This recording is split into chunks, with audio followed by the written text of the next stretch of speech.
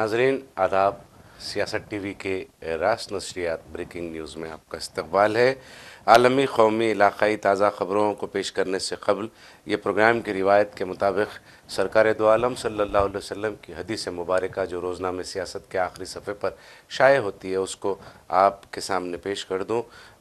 आज की हदीस ये है कि हज़रत अबू हुरैरा रज़ियल्लाहु ताला अन्हु से रिवायत है कि रसूल अकरम सल्लल्लाहु अलैहि वसल्लम ने फरमाया कि छूत की बीमारी कोई चीज़ नहीं है, शगुन कोई चीज़ नहीं है, उल्लू और पेट की बीमारी का जाहिलाना तसव्वुर कोई चीज़ नहीं है। तोहम परस्ती कि इस्लाम में कहीं पर इजाज़त नहीं है, क़तन इजाज़त नहीं है। तोहम परस्ती का सिरे से इस्लाम ने तोहम परस्ती को मुस्तरद किया। नाज़रीन,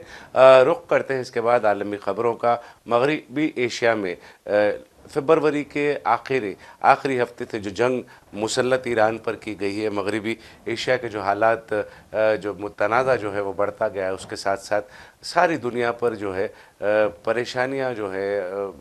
हवाले से पेट्रोलियम मसनूआत के हवाले से, पेट्रोल, डीजल, गैस, एलपीजी और पीएनजी के हवाले से बहुत सारी परेशानियों का सारी दुनिया पर उसका असर पड़ रहा है। सबसे ज़्यादा मुतासिर हिंदुस्तान होता दिखाई दे रहा है। हिंदुस्तान के घरेलू सारिफिन, ख़ास तौर पर एलपीजी और पीएनजी के हवाले से अगर हम बात करेंगे तो घरेलू सारिफिन के मुश्किलात में आए दिन इजाफ़ा ही होता जा रहा है। जहाँ तक पेट्रोल और डीज़ल की बात है तो पेट्रोल और डीज़ल के हवाले से पिछले 2 दिनों से जनूबी हिंदुस्तान की दोनों रियासतें तेलंगाना और आंध्र प्रदेश में काफ़ी परेशानियाँ हैं। पेट्रोल पंप्स पर नो स्टॉक के बोझ लगे हैं, शॉर्टेज है, और जिन पेट्रोल पंप्स पर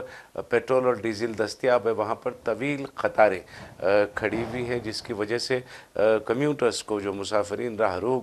राहगीर जो हैं, उन्हें काफ़ी परेशानियों का सामना करना पड़ रहा है। हम रुख करते हैं मगरिबी एशिया के तनाज़े की वजह से जिस किस्म के हालात का शिकार हिंदुस्तान फ़िलहाल है, और ख़ास तौर पर पीएनजी और एलपीजी गैस के हवाले से जो मुश्किलात घरेलू सारिफिन को पेश आ रहे हैं, उनमें 21 मई से जो है वो मज़ीद इजाफ़ा होता दिखाई दे रहा है। एक तरफ तो जो तेल कंपनियां हैं, ये जो पेट्रोलियम मसनूआत की जो होलसेल डीलर्स हैं, वो कंपनियों की जानिब से आए दिन गैस की कीमतों में इजाफ़ा जो है वो परेशानियों का सबब बन रहा है। नाज़रीन, आपको बताते हैं इससे कबल 14.2 किलो 14.2 किलो का जो एलपीजी सिलेंडर होता है उस पर 60 रुपये मुल्क भर में उसमें इजाफ़ा किया गया था। फिर उसके बाद 21 अप्रैल से जो ये, क्योंकि ये तनाज़ा फरवरी के आखिरी हफ्ते से शुरू हुआ था, तो फिर फरवरी के बाद मार्च में कीमतों में इजाफ़ा किया गया, फिर अप्रैल में जो है 31 रुपये से 28 रुपये से 31 रुपये तक का इजाफ़ा कमर्शियल और घरेलू जो गैस है उस पर इजाफ़ा किया गया है। तो देखिए, अप्रैल के महीने में फिर मज़ीद और इजाफ़ा हुआ। बड़े मेट्रो शहरों में जो है वो पीएनजी और एलपीजी गैस की जो सरबराही है वो सरबराही भी मुतासिर हुई, और फिर जो है कीमतों में भी इजाफ़ा हुआ। यहाँ तक के बुकिंग के लिए 21 से 25 दिनों का दिन मतलब मुकर्रर किया गया, मुद्दत मुकर्रर की गई। एक सिलेंडर आपका जब ख़त्म हो, नया सिलेंडर आता है, तो उसके बाद दूसरे सिलेंडर की बुकिंग के लिए 21 से 25 दिन शहरी इलाक़ों में मुकर्रर किए गए। फिर 45 दिन जो है वो देही इलाक़ों में ये मुकर्रर किया गया नया गैस सिलेंडर अगर आपको बुक कराना है। फिर साथ में मज़ीद परेशानियों में इजाफ़ा उस वक्त सारिफिन के हो गया जब KYC का लुज़ूम जो है पेट्रोलियम मिनिस्ट्री की जानिब से, मरकज़ी पेट्रोलियम मिनिस्ट्री की जानिब से KYC का लुज़ूम नाफिज किया गया। जब तक ये आप KYC यानी आपके जो दस्तावेज़ात है, आपका जो सिलेंडर की ख़रीदी के दस्तावेज़ात हैं, उसके लिए जिन चीज़ों की ज़रूरत होती है, ख़ास तौर पर प्रधानमंत्री उज्ज्वला योजना के तहत KYC का लुज़ूम जो है वो सारिफिन के लिए बहुत परेशानी का सबब बन रहा है। देखिए, जहाँ तक सिलेंडर्स की कीमत है, जब 2014 से कबल अगर 6 महीने में एक मरतबा भी अगर गैस सिलेंडर पर गैस सिलेंडर्स की कीमतों में इजाफा हो जाता, तो अपोजिशन जमातें जो उस वक्त अपोजिशन में थी, एनडीए ख़ास तौर पर बीजेपी सड़कों पर उतर जाती। आपको याद होगा, स्मृति ईरानी सिलेंडर लेकर प्रोटेस्ट कर रही थी दिल्ली की सड़कों पर। मगर आज जो है बेतहाशा कीमतों में इजाफा होने के बावजूद किसी की ज़बान पर, ख़ास तौर पर बीजेपी कायदीन की ज़बान पर ये जो महंगाई में इजाफा हो रहा है उसके बारे में वो बात करने से वो मुकम्मल तौर पर ख़ासिर दिखाई दे रहे हैं। देखिए, ओटीपी बेस्ड डिलीवरी, ये ओटीपी और जो है फिर ये केवाईसी, एक दो ऐसे अहम नुक्ते हैं जिससे सारिफिन के ठगे जाने का खदशा बढ़ जाता है। क्योंकि ओटीपी एक ऐसी चीज़ है, हम किसी को भी हमारे फ़ोन पर आने वाले ओटीपी के मुतालिक जानकारी फराहम नहीं कर सकते। अगर सिलेंडर्स की सरबराही घरों तक पहुंचाने वाला अमला जो है मुख्तलिफ़ कंपनियों का, वो अमले में अगर कोई धोखेबाज है, दयानतदार नहीं है और वो ओटीपी उस तक पहुंचता है, तो फिर वो ओटीपी का बेजा इस्तेमाल भी कर सकता है, उसका इस्तेहसाल भी मुतवक्का है। तो इस तरीके के जो चीज़ें निकल कर सामने आ रही हैं, सारिफिन के लिए ये परेशानियों का सबब बन रही हैं। देखिए, ये तमाम चीज़ों की परेशानियों की शुरुआत जो है वो हिंदुस्तान की ख़राब ख़ारिजी पॉलिसी का नतीजा भी हम इसको कह सकते हैं। जैसा कि हमने माजी में भी इस प्रोग्राम के हवाले से और दूसरे प्रोग्रामों के हवाले से हमने बताया है कि किस तरह हिंदुस्तान ने अपनी ख़ारिजी पॉलिसी को, जो माजी में जो ख़ारिजी पॉलिसी थी उसको बालाए ताक़ रखते हुए एक नई ख़ारिजी पॉलिसी के तहत अमेरिका और इसराइल जैसे ममालिक से अपने दोस्ताना ताल्लुक़ात में इजाफ़ा कर रहा है। देखिए, तरक्की याफ्ता ममालिक से दोस्ताना ताल्लुक़ात हमवार करना ये बहुत अच्छी बात है, हमारे मुल्क की तरक्की की ये ज़मानत भी हो सकते हैं। मगर आपके जो क़दीम ताल्लुक़ात हैं उनको मुनक़ता करके अगर नए ताल्लुक़ात आप बनाते हैं तो वो आपके लिए दर्द सर ही बनेगा। देखिए, हुक्मरान जो हैं वो आज इक़्तिदार पर है, मनसब पर बैठे हुए हैं, मगर कल वो नहीं रहेंगे। मगर आज हुक्मरानों की हुई गलतियाँ आने वाली नस्लें 50 साल तक उसका खुमियाजा जो है वो भुगतती रहेंगी। माजी में भी हमने देखा है इक़्तिदार पर बैठे हुए लोगों की गलतियों का किस तरह अवाम ने उसको बर्दाश्त किया, उसको भुगता है। और फिर हम अभी भी देख रहे हैं कि किस तरह से ख़ारिजी पॉलिसी, ख़राब ख़ारिजी पॉलिसी के नतीजे में अगर ईरान के साथ हमारे ताल्लुक़ात बरक़रार रहते, दोस्ताना ताल्लुक़ात क़ायम रहते, और अगर हम ईरान को छोड़कर इसराइल या फिर अमेरिका से दोस्ताना ताल्लुक़ात इस्तवार नहीं करते, ईरान को छोड़कर, मैं ख़ास तौर पर यह बात ज़ोर देकर कह रहा हूँ कि ईरान को छोड़कर अगर आप ताल्लुक़ात इस्तवार करना चाह रहे हैं, ईरान को अपने साथ रख कर भी इस्तवार कर सकते थे। मगर देखिए, जैसा कि अपोजिशन की जानिब से इल्ज़ाम लगाया जा रहा है वज़ीर आज़म नरेंद्र मोदी पर कि नरेंद्र सरेंडर का, तो सरेंडर की जो इल्ज़ामात हैं वो इल्ज़ामात यहाँ पर सच साबित होते दिखाई दे रहे हैं जब वज़ीर आज़म नरेंद्र मोदी के मुताल्लिक़ डोनाल्ड ट्रंप अमरीकी सदर जो है वो बयानबाजी करते हैं। देखिए, हालिया दिनों में पहले तो वज़ीर आज़म नरेंद्र मोदी की भी उन्होंने बहुत ज़िल्लत और रुसवाई की, उन्हें बहुत शर्मिंदा किया, उनकी बहुत बड़े पैमाने पर उनकी तज़लील की। अब इंतहा ये हो गई कि डोनाल्ड ट्रंप हिंदुस्तान को भी निशाना बना रहे हैं, हमारे मादर वतन को भी निशाना बना रहे हैं, जहन्नुम का गड़ा हिल होल उसको कह रहे हैं, और हम खामोश बैठे हैं। देखिए, यहाँ पर हुब्बुल वतनी का सबसे बड़ा सबूत पेश करने की ज़रूरत थी। मैं ख़ास तौर पर उन लोगों को बोल रहा हूँ जो नारंगी अंडे हैं, जो भगवाधारी, जो दहशत गर्दी करते हैं, जो मामूली बात पर किसी मुसलमान को ज़दोकोब करके उसको पाकिस्तान या बांग्लादेश भेजने की बात करते हैं, जब वो उस वक़्त उनका ज़मीर कहाँ मर जाता है और उनका ज़मीर क्यों ठंडा हो जाता है जब कोई हमारे वतन अज़ीज़ को जो है हेल होल कहता है, जहन्नुम का गढ़ा या जहन्नुम का सुराख कहता है। तो जब ये कहता है तो फिर आपकी वो जो हुब्बुल वतनी है, आपकी जो मर्दानगी है, 50-50 लोग जो घेर घेर कर हुजूमी तशद्दुद का निशाना निहत्ते लोगों को बनाते हैं, उनकी मर्दानगी उस वक्त कहाँ चली जाती है जब इस तरीक़े की बात आलमी प्लेटफॉर्म से अमरीकी सदर हिंदुस्तान की तजलील में करता है। यहाँ पर बात यह है कि दिल जलता है, तकलीफ़ होती है कि वो लोग जो सरहदों के अंदर महफूज मुकामात पर रहकर और पुलिस की हिफाजत में रहकर मज़लूमों पर जुल्म करते हैं, और जब वतन अज़ीज़ की बात आती है तो हम यहाँ पर इस तरह प्लेटफॉर्म पर बैठकर अपने वतन अज़ीज़ की नुमाइंदगी बहैसियत इस मुल्क के शहरी करते हैं। तो यकीनन जिस तरीक़े के हालात मगरबी एशिया में आए दिन तूल पकड़ते जा रहे हैं, आए दिन मगरबी एशिया का जो तनाज़ा है वो तवील होता जा रहा है, उसके असरात सारी दुनिया पर पड़ते हमें नज़र आ रहे हैं। और इसका मैंने अभी तो चंद मिनट पहले इसका तबसरा भी, इसका ख़ुलासा भी किया कि किस तरह हिंदुस्तान में पेट्रोलियम मसनूआत पर कीमतों में इजाफ़ा हो रहा है। पिछले 2 दिनों से पेट्रोल पंप पर स्टॉक की किल्लत और तवील क़तारों की वजह से ये एक अफवाहें गश्त कर रही हैं कि बहुत जल्द पेट्रोल और डीज़ल की कीमतों में भी इजाफ़ा होना मुतवक्के हो सकता है। मैं समझता हूँ कि कल के बाद, क्योंकि मगरबी बंगाल में दूसरे मरहले की रायदही है, और मगरबी बंगाल में दूसरे मरहले की रायदही जब हो जाएगी तो शाम कल के बाद 30 तारीख़, या फिर जैसा कि कहा जा रहा है, गुमान किया जा रहा है कि 1 मई से जो है पेट्रोल और डीज़ल की कीमतों में भी इजाफ़ा होगा। हो सकता है बहुत ज़्यादा हो सकता है, क्योंकि माजी में भी हमने देखा है अगर किसी रियासत में इंतखाबात है तो वहाँ पर एक्साइज ड्यूटी के नाम पर पैसे तो कम किया जाता है, मतलब पेट्रोल की कीमतों में, डीज़ल की कीमतों में, रिटेल की कीमतों में कोई कमी नहीं आती, मगर ऐलान तो किया जाता है। तो ऐसे बहुत सारे मामलात हुए हैं माजी में, इंतखाबात के बाद फ़ौरन जो है कीमतों में इजाफ़ा हुआ है,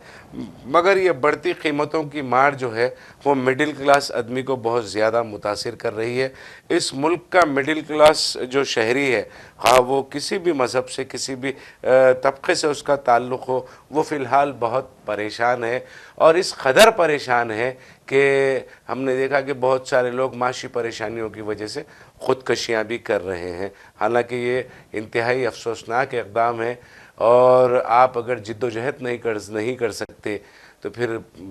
आप जान देकर अपनी जिद्दोजहद से छुटकारा पाने की कोशिश कर रहे हैं, जो इंतहाई अफसोसनाक है। तो नाज़रीन, हम बात कर रहे थे मगरबी एशिया के तनाज़े की वजह से सारी दुनिया, बिलखुसूस हिंदुस्तान की जो मार्केट है तेल, पेट्रोल, डीज़ल और एलपीजी, पीएनजी की जो मार्केट है उस पर जो असरात पड़ रहे हैं, उसकी वजह से हुकूमत की जानिब से नए रिफॉर्म्स के नाम पर जो काम किया जा रहा है, वो तमाम चीज़ें जो है उसकी परेशानी हिंदुस्तानियों को हो रही है, हिंदुस्तानी शहरियों को हो रही है।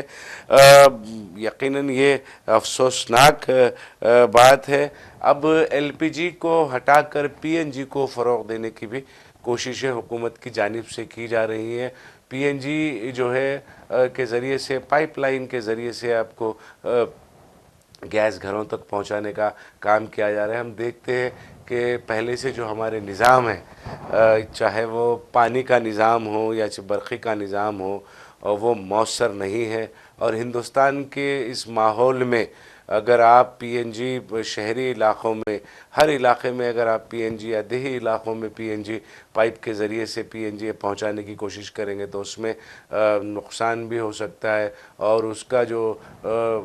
जानी नुकसान, माली नुकसान भी की तरफ वो इशारा करता है। तो यकीनन जो है अफसोसनाक पहलू ये है कि जंग के असरात हिंदुस्तान पर बुरी तरह पड़ रहे हैं। सारिफीन को महंगाई की मार से जूझना पड़ रहा है। तेल कंपनियां आए दिन हर महीने के हिसाब से कीमतों में इजाफ़ा कंपनियों की जानिब से मुसलसल किया जा रहा है। तो ये तमाम हालात के पेश नज़र हुकूमत को भी कुछ ऐसे फ़ैसले लेना चाहिए जिससे आवाम को कुछ हद तक राहत मिल सके। आवाम को राहत पहुंचाने के बजाय हम देख रहे हैं कि वज़ीर आज़म नरेंद्र मोदी हो या वज़ीर दाखिला अमित शाह हो, वहाँ वज़ीर दाखिला अमित शाह तो पिछले 1 माह से जो है मगरबी बंगाल में कैंप किए हुए हैं, और फिर वज़ीर आज़म नरेंद्र मोदी जो है सख्त हिफाजती इंतज़ामात में सिक्किम के गनगोट में जो है वो बच्चों के साथ फ़ुटबॉल खेलते हैं, फिर ऑर्चिड का दौरा वहाँ पर करते हैं।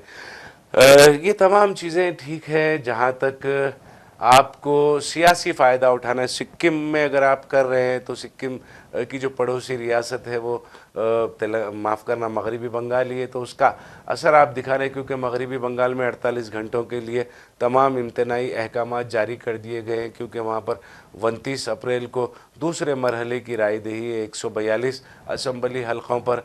तो वज़ीर आज़म वहाँ पर जा नहीं सकते, मगर सिक्किम में अगर कुछ सरगर्मियाँ वो करते हैं तो अखबारात के ज़रिए, टेलीविज़न के ज़रिए, सोशल मीडिया के ज़रिए वो मगरबी बंगाल की आवाम तक रसाई की कोशिश हम इसको समझते हैं। तो आप सिक्किम जा सकते हैं, सिक्किम में मौज मस्ती कर सकते हैं, फ़ुटबॉल बच्चों के साथ खेल सकते हैं सख्त हिफाजती इंतज़ामात में। ये कह रहे हैं कि अपोजिशन के मणिपुर आप नहीं जा सकते, जो मणिपुर मुसलसिल 2 सालों से आग की लपेट में है। तो मगरबी एशिया के हालात की जो जिम्मेदारी है, मगरबी एशिया के जो तनाज़ा मगरबी एशिया में चल रहा है, उसके असरात हिंदुस्तान पर पड़ने की एक अहम वजह, जैसा कि मैंने कहा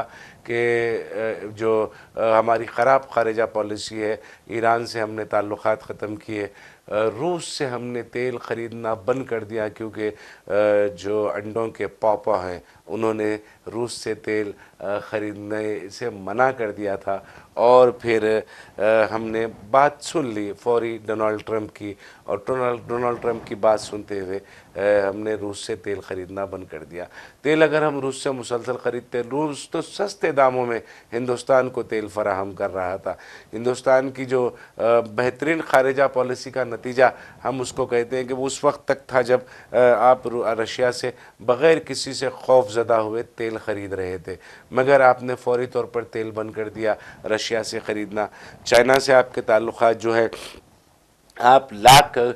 कोशिश कर रहे थे चाइना को क़रीब लाने की या चाइना के क़रीब जाने की, मगर बीच में फिर अमेरिका वहाँ पर भी रुकावट बन गया। ये तमाम आपकी ख़राब ख़ारिजा पॉलिसियों का नतीजा है। माजी में भी हमारे जो वज़राए आज़म गुज़रे हैं हिंदुस्तान की आज़ादी से लेकर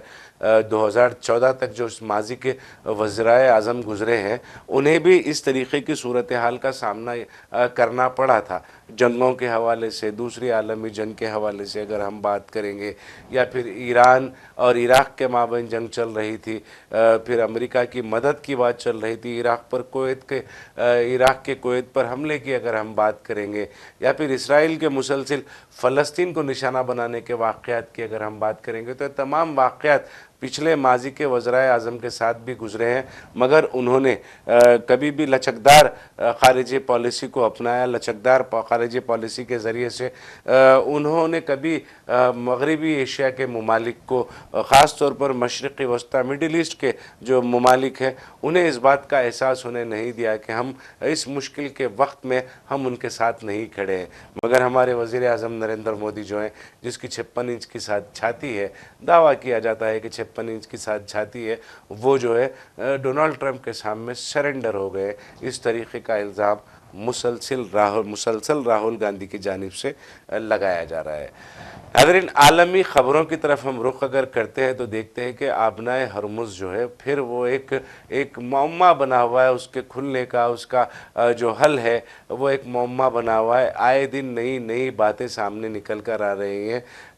अब्बास अराग़ची जो ईरान के वज़ीर ख़ारिजा हैं, उनका पुतिन से मुलाक़ात के बाद उन्होंने 3 नुकाती फार्मूला पेश किया है आबनाए हरमुज़ को खोलने का। और जो कि देखिए, आबनाए हरमुज़ को बंद करने के बाद अमेरिका ने भी ईरानी बंदरगाहों की नाकाबंदी कर दी है, और बहुत सारे जो उनके बहरी जहाज़ हैं उनको ज़ब्त भी करने की इत्तलात हमें पिछले दिनों में मौसूल हुई थी। उसके मुताबिक जो है कुछ मुआहिदा 3 नुकात ईरान ने रखे हैं। अगर ईरान के उन 3 नुकात को अगर अमेरिका तस्लीम कर लेता है तो फिर आबनाए हरमुज़ भी खुल जाता है, और फिर मशरक़ी एशिया में, माफ़ करना, मगरबी एशिया में जो है हालात में सुधार आ सकता है। और वो जो ख़तरे के बादल, परेशानी के बादल जो सारी दुनिया पर फैल रही है जिस जंग के नतीजे में, उसमें भी कमी आ सकती है। पेट्रोल डीज़ल की कीमतें, देखिए हमने देखा है कि माजी में पेट्रोल डीज़ल की कीमतें जब एक बार बढ़ जाती है तो फिर उसको कम नहीं किया जाता। बढ़ाते 150, 160 रुपये तक, और कम जो है वो 2-4 रुपये कम किए जाते हैं। तो पेट्रोल के जो फी बैरल जो मार्केट है वो आलमी मार्केट उसमें ख़रीदी पर इन्हिसार की बातें करते हैं, मगर जब 40-45 रुपये फ़ी लीटर पेट्रोल था और जब इजाफा होता था तो उस वक्त नरेंद्र मोदी वावेला मचाते थे। और किस तरीके से बढ़ता है, आप मजबूत क़यादत होनी चाहिए, मजबूत क़यादत अगर होती है तो ना पेट्रोल की कीमतों बढ़ेंगी ना रुपये की कदर घटेगी। इस तरीके की बातें वज़ीर आज़म नरेंद्र मोदी जब चीफ़ मिनिस्टर गुजरात थे तो उस वक्त किया करते थे, मगर अब इस सारे मामले पर खामोशी इख्तियार किए हुए उन्हें इस बात का ऐसा लगता है कि ना तजुर्बेकार सियासतदान है, वो शायद सिर्फ़ और सिर्फ जोड़ तोड़ की सियासत को का तजुर्बा ज़्यादा है उन्हें और वज़ीर दाखिला अमित शाह को, इसीलिए जो काम अहम हैं उन कामों पर तवज्जो दिए बग़ैर आप जोड़ तोड़ की सियासत को तरजीह देते हैं। पंजाब में आम आदमी पार्टी की हुकूमत को गिराने के लिए भरपूर साजिशें की जा रही है। गुजरात में आम आदमी पार्टी के बढ़ते ख़त को रोकने के लिए आपने बहुत बड़ा खेल खेला। राघव छड्डा समेत 7 अरकान राज्यसभा जो है आम आदमी पार्टी के वो बीजेपी में शामिल हो गए और उस पर सितम ज़रीफ़ी ये है कि चेयरमैन राज्यसभा नायब सदर जमहूरिया सीपी कृष्णन ने उनके इंज़माम को तस्लीम भी कर लिया है। अब कोई भी जो है उनके तीनों 7 अरकान पार्लियामेंट राज्यसभा आम आदमी पार्टी के उनके इंज़माम को कोई अब चैलेंज भी नहीं कर सकता और अदालत से जो रुजू होकर किसी किस्म की गुहार लगाना जो है वो भी बेफैज़ साबित होगी, क्योंकि 2/3 अक्सरियत के साथ आम आदमी पार्टी के अरकान पार्लियामेंट राघव चड्डा समेत 7 अरकान पार्लियामेंट ने बीजेपी में शमूलियत इख्तियार कर ली है, जिसको सीपी कृष्णन ने कबूल भी कर लिया है। दरअसल हम बात कर रहे थे जोड़ तोड़ की सियासत के ज़रिए से इक़्तिदार हासिल करना और अपोजिशन सियासी जमातों को उनका सियासी जो है तो उनकी तारीख़ मिटा देना, उनकी सियासी खेल को ख़त्म कर देना, उनका सियासी नामो निशान जो है उसको मिटा देने की कोशिशें तो कर सकते हैं, मगर आलमी सतह पर बहरान जो बढ़ता जा रहा है, हिंदुस्तान आलमी सतह के तनाज़े की वजह से जो बहरान हिंदुस्तान पर बढ़ता जा रहा है उसको वो बहरान से हिंदुस्तान को निकालने के लिए कभी कोई मुस्बित